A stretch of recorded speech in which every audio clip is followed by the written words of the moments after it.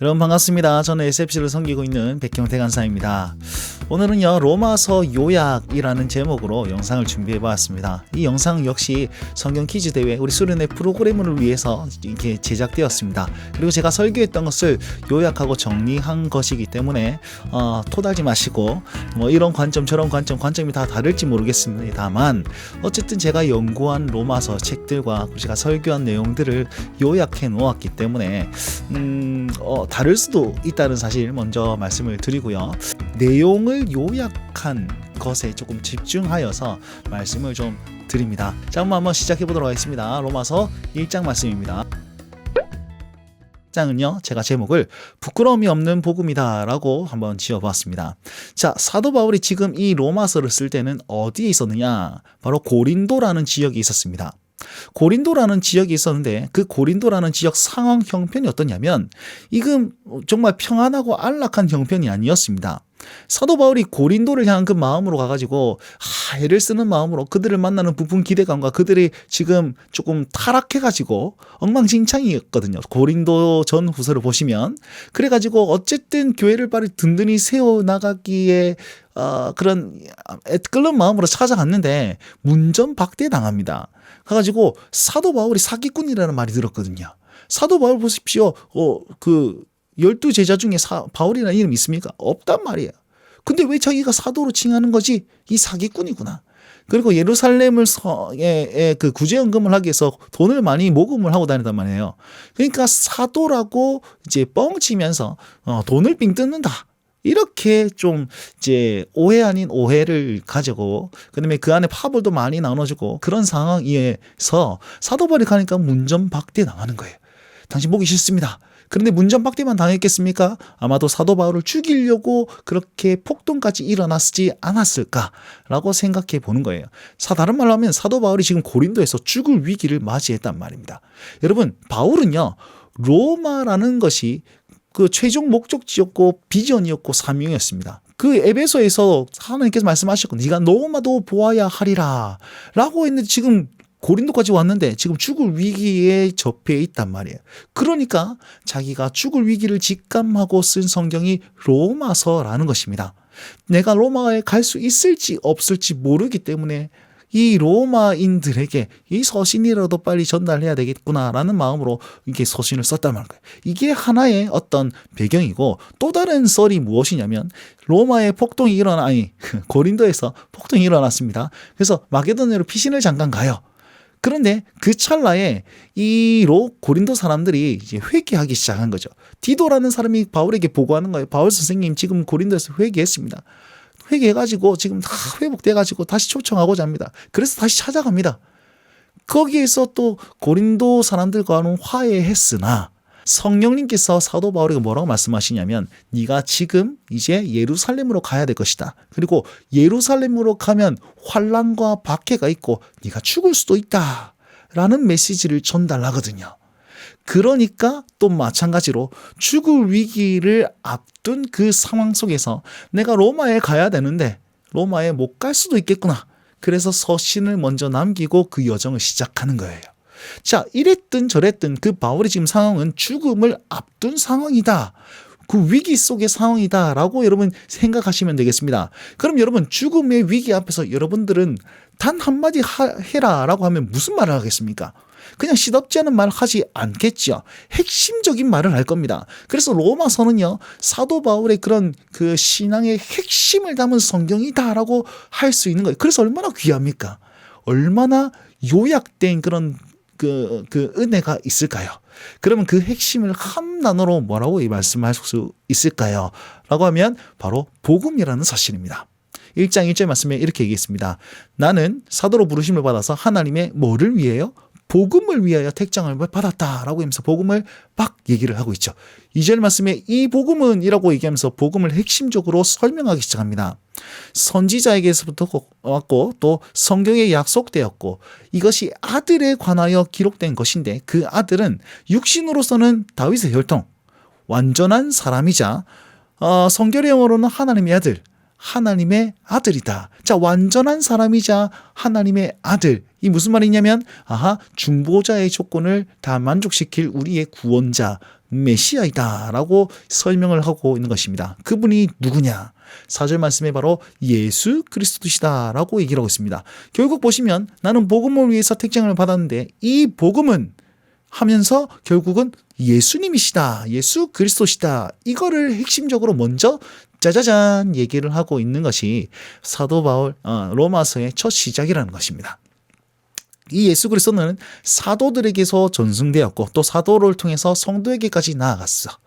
그래서 그 여러분 모두에게 이 그리스도의 은혜와 평강이 가득하길 바랍니다 라고 인사말로 또 시작하고 있습니다. 이후에 5절 이후에 보시면 로마 교인들을 향해서 그 사도 바울이 마음을 그 중심을 먼저 내비치는데요. 믿음이 전파됨에 진짜 감사한다. 그래서 나도 항상 쉬지 않고 너희를 위해서 기도한다. 내가 너희를 진짜 보고 싶어 하는데 그 이유는 뭐냐면 은사를 나눠서 견고하게 하기 위함이다. 자, 이 은사는 그냥 신령한 어떤 그런 은사가 아니고 하나님의 말씀을 이야기합니다. 말씀을 전하여서 견고하게 하고 그 말씀을 전하여서 서로 믿음으로 서로에게 위로를 얻게 하려고 내가 너희를 보고 싶어 한다. 그리고 내가 이런 마음은 내가 헬라인이나 야만인이나 지혜 있는 자나 어디서든 다 빚진 자의 마음으로 너희를 보고 싶어하는 마음을 항상 가졌다라고 얘기를 하고 있습니다. 그러면서 얘기를 하기로는 내가 이런 마음으로 너희를 향하고 있으나 항상 길이 막혀서 가지 못했다라고 얘기를 하고 있죠. 그러면서 15절 말씀에 로마인 너희에게도 복음을 전하기를 원한다라고 자기의 마음을 얘기하면서 또 복음을 강조합니다. 자, 그런데 15절 말씀, 16절 말씀을 가만히 째려보시면 뭔가 조금 생각할 그게 있습니다. 로마에 있는 너희에게도 복음을 전하기를 원한다 그러죠. 자, 복음은 무엇입니까? 예수님을 믿을 때, 그죠? 예수님을 믿는 자들이 가진 것이 복음이죠. 그래서 로마 사람들은 이미 복음을 가졌습니다. 왜? 예수님을 믿었으니까. 그럼 언제 로마 사람들이 예수님을 믿었을까요?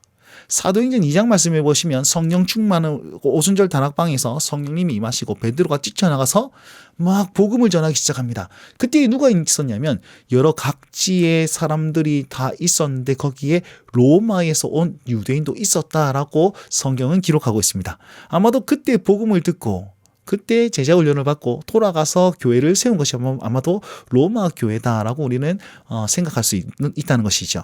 아무튼 그 사람들에게는 이미 예수 그리스도가 마음속에 있었고 그 사람들은 복음이 이미 있었습니다.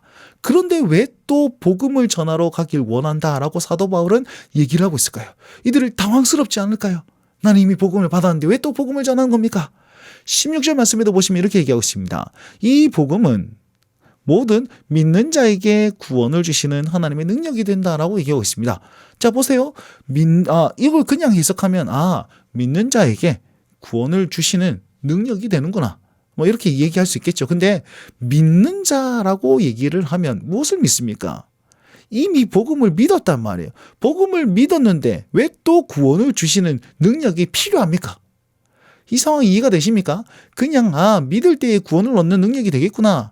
아니고요. 믿었는데 지금 믿는 자잖아요. 이미 구원을 믿었어요. 구원을 받았어요. 복음을 믿어요. 근데 왜 또 구원을 주시는 능력이 된다라고 얘기를 하고 있을까? 그들이 믿었던 그 구원은 다른 구원입니까? 아니면 또 다른 구원을 받아야 되는 겁니까? 그렇진 않겠죠. 자, 여기서 구원이라는 단어는요. 첫 번째로 우리가 중생하는 것, 이게 세례받고 새롭게 되는 것, 죽어서 천국 갈 수 있는 티켓을 얻는 것, 새 사람이 되는 것을 의미합니다. 두 번째 구원의 의미는 무엇이냐면 이제 구원받았잖아요. 그럼에도 불구하고 신앙생활을 하면서 나아가는데 계속 내가 처지는 거야. 내가 낭망하고 좌절하고 힘들고 어렵고 막 찌질해지는 거예요. 그때에 다시 한번 회복되는 것을 얘기하면서 이걸 구원이다라고도 얘기를 합니다. 즉 의미가 그렇다는 것이죠. 그래서 신앙으로서 이 세상을 살아갈 수 있는 힘이 어디에 있다는 것이죠? 복음에 있다는 거예요.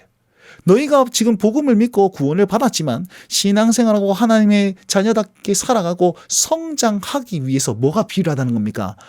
복음이 필요하다는 겁니다. 그 복음 안에는 다시 한번 회복되게 하시고 새롭게 해주시고 일으켜 주시는 하나님의 능력이 있기 때문에 이 복음을 내가 너에게 전하길 원한다 라고 사도 바울이 이야기하고 있다는 거예요.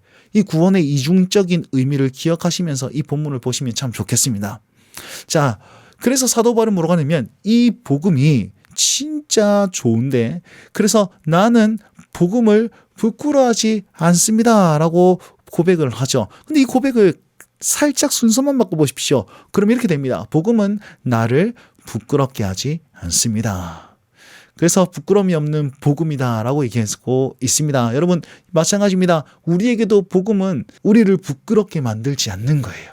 그리고 지금 낭망한 우리 인생 가운데 회복시키고 새롭게 일으켜줄 그 능력이 되는 것이 바로 복음이라는 사실을 믿고 또 이 1장 말씀을 마음에 새겼으면 좋겠습니다. 17절 말씀 계속 이어서 그럼 왜 복음이 하나님의 능력이 되는 겁니까? 라는 것에 대한 질문을 하고 있습니다.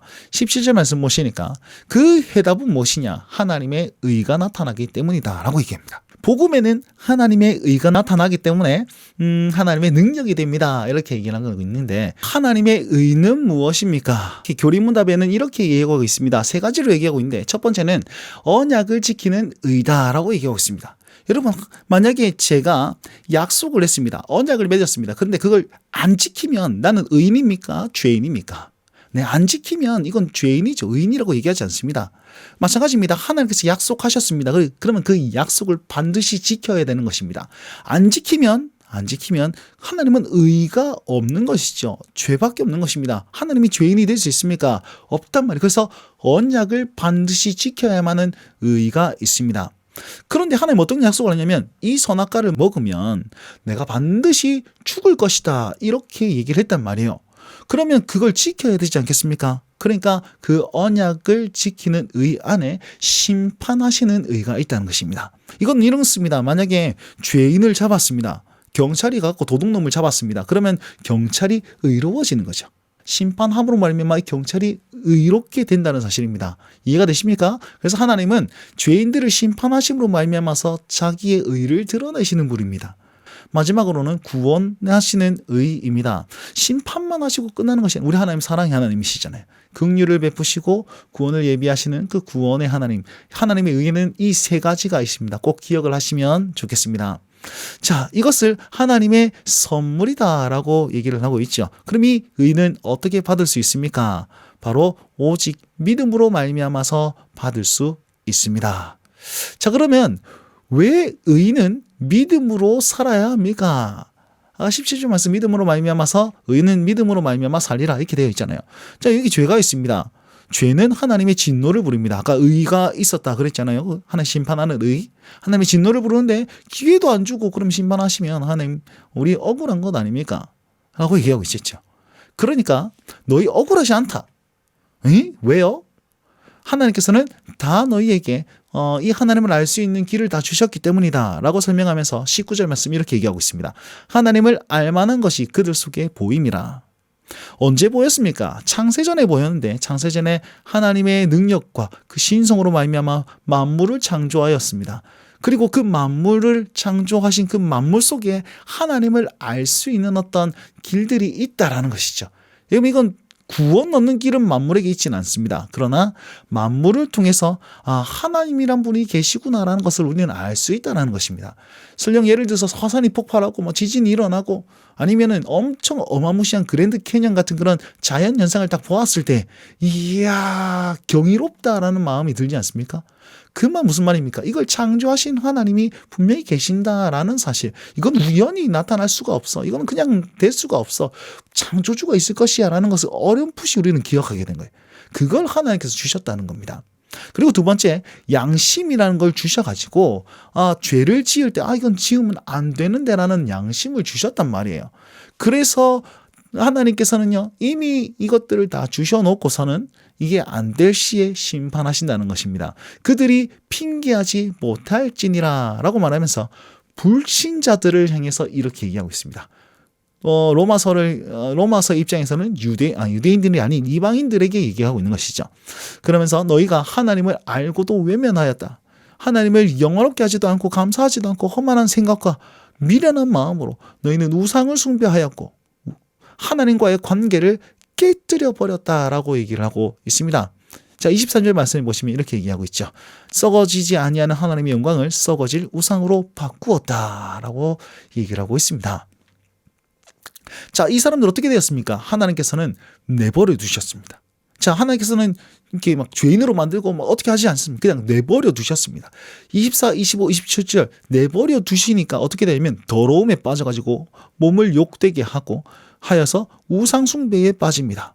그리고 내버려 두셨더니 부끄러운 욕심이 들어가지고 남자가 남자를 탐하는 그런 동성애가 여자가 여자를 탐하는 동성애를 그렇게 하기 시작하고 진리를 바꾸어 버리는 그런 죄를 범하게 됩니다. 내버려 두시니까 하나님께서 그냥 간섭하지 않고 내버려 두시니까 상실한 마음으로 모든 불의에서 양심을 버리는 그런 어떤 행위까지 가서 타락하게 된다라는 사실입니다. 이것이 지금 23절부터 한 27절까지 쭉 나오고 있는데 요약하면 이렇습니다. 더러움과 부끄러운 욕심과 상실한 마음을 주셔가지고 이렇게 한 거예요. 이 모든 것을 한 번 얘기하면 사랑과의 관계 역시 깨트려 버린다는 것입니다. 아까 전에는 하나님과의 관계가 깨어져 버렸습니다. 그죠? 이제는 사랑과의 관계가 깨어집니다. 하나님과 단절되고 사랑과 단절되는 것이 죄라는 사실입니다. 28절 말씀, 32절 말씀. 마음에 하나님을 두기 싫어하며 알고도 그런 일을 행하면서 자기가 옳다라고 말하느니라 라고 얘기하고 있지요. 그러니까 죄가 있으니까 하나님의 사랑과 이웃 사랑이 다 깨어져 버리는 그런 관계 파괴가 나타나고 있습니다. 어떻게 하면? 가만히 있으면, 하나님께서 내버려 두면 그렇게 된다는 것입니다. 이것이 1장 말씀입니다. 요약하자면 예수님을 안 믿는, 하나님을 모른다 하는 그들이 어떻게 하나님께서 심판하시느냐라고 얘기하면서 이방인 너희들 모두 다 죄인이다라는 사실을 1장에서는 말씀하고 있습니다.